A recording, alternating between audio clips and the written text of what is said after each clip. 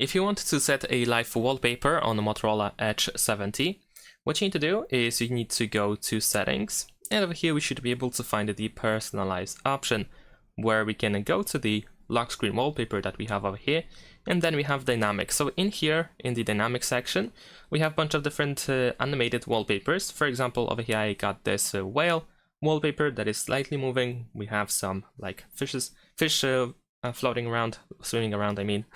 And we can press set as wallpaper, of course, once we get the wallpaper, and we can, for example, choose it as the home screen wallpaper. And as you can see, we have this little cool animated wallpaper. But if you are looking for something more, then we can go to the Play Store and we can download a third-party app that allows us to set a live wallpaper. For example, we can just usually type set live wallpapers, and you should be able to find a bunch of different apps that allow you to do so. One of the examples is the Edge app, and I'm gonna show you how to use this app in order to get a live wallpaper. So let's press set, agree and continue. There we go. And we don't have to agree to notifications. If you see this premium offer, we can just close it in the upper right corner. And over here we can switch to video wallpapers, something like that. And let's try to find a wallpaper that we want to set for the home screen. So let's say I'm gonna choose this one. This one looks quite nice. So we're gonna download. And in this case, you have two options. You can either use credits, and we actually get 10 credits for the first time once we open the app for the first time.